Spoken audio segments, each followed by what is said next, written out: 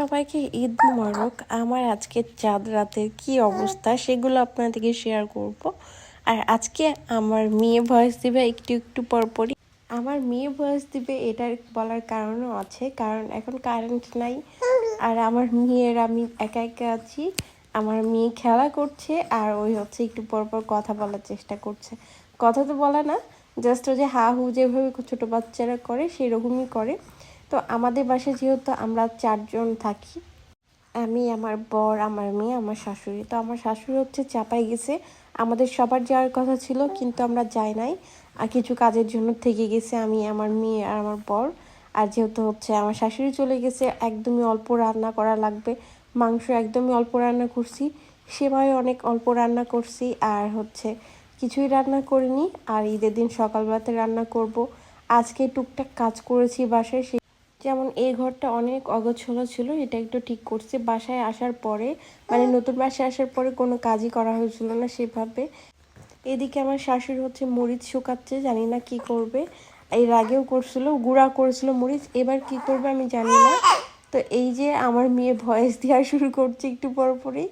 এদিকে হচ্ছে আজকে বৃষ্টি হচ্ছে, যেহেতু চাঁদ রাতে আমার বাবুর ক্যাথাগুলো একটুও শুকায় নাই, যে জন্য রুমের মধ্যে দড়ি টাঙায় রাখছি যেন হচ্ছে রুমের মধ্যে দেওয়া হয়।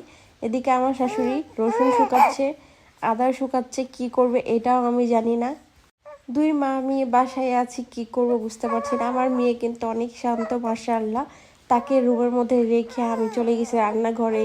রান্নাঘরে যে একা একা মাংস রান্না করছি, সেমাই রান্না করছি।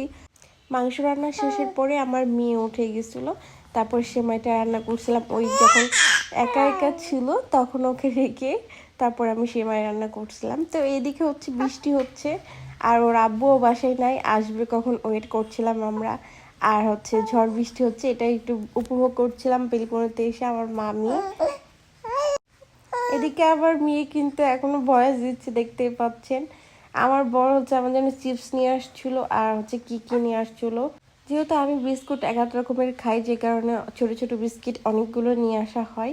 আগেরও আছে, আবারও নিয়ে আসছে। এদিকে আমার মেয়ের ক্যাথাগুলো এক গাদা হয়ে গেছে, জানি না কি করব বৃষ্টির মধ্যে। ঈদের দিন যদি বৃষ্টি হয় আমার বিপদে পড়ে যাব। এর মধ্যে কারেন্ট চলে গেছে, আর সাথে আমি মেহেদি দিইনি, এটা আমি বলছিলাম যে আমরা হাতে মেহেদি দিই নাই। চাঁদ রাতের দিন যে কারেন্ট চলে যাবে একদমই ভাবতে পারে নাই। ঝড় বৃষ্টি হচ্ছে যে কারণে হয়তো বা কারেন্ট চলে গেছে। এই পর্যন্ত ছিল ভিডিও, সবাই ভালো থাকবেন। আমার মেয়ে যেহেতু একটু বেশি কান্না করছে। আল্লাহ হাফেজ, টাটা।